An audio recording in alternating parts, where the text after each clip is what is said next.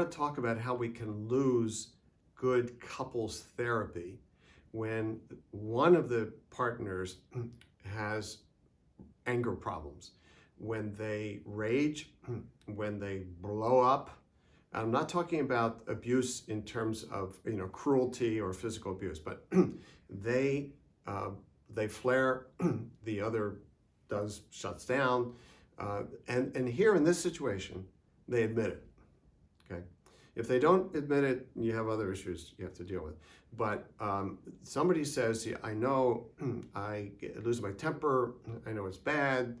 And it's hurting our marriage, and the other person is saying, yes, it's hurting our marriage, and I can't keep living this way. Boom, okay?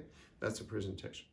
It's really tempting at that point to go intrapsychic with the angry spouse and stay there. Now, of course, if somebody's admitting they have a big anger problem, you're going to ask them what their thoughts are about where that came from, okay? And if they're admitting they have the problem, they've often been thinking about it. And sometimes they are in individual therapy.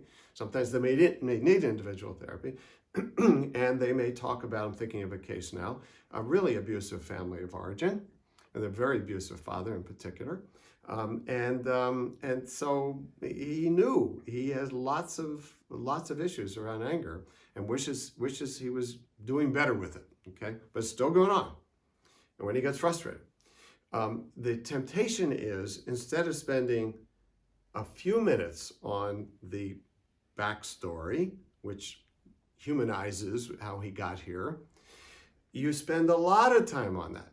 And so that session, and maybe this is a very early session now, starts to turn into individual therapy for him, with the spouse there, not attended to, number one, except to feel bad as the victim of his anger, but also you're not getting the in-between parts of their relationship, and including the in-between, the relational aspects of the conflicts, because there's a good chance he doesn't come in the door, says hello, and then starts to rage.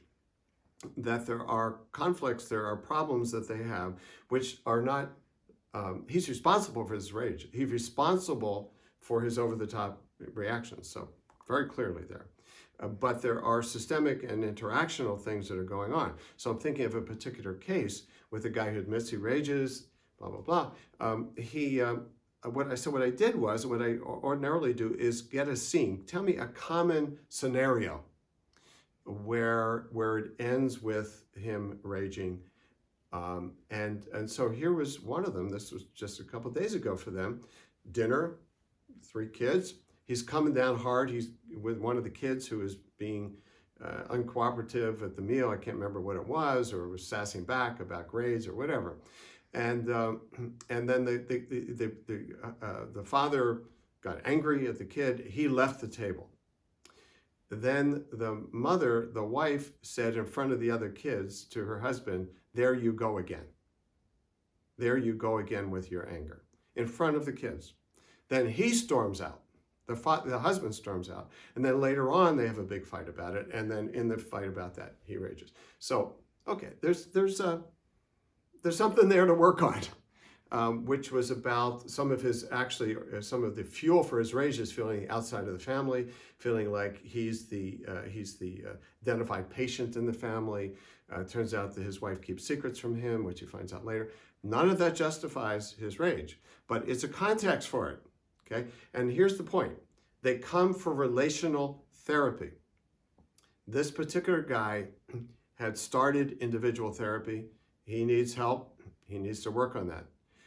But I'm going to be focusing on their interactional relationship, their relationship with her as both somebody who is hurt by his anger, but who also hurts him. We hurt each other.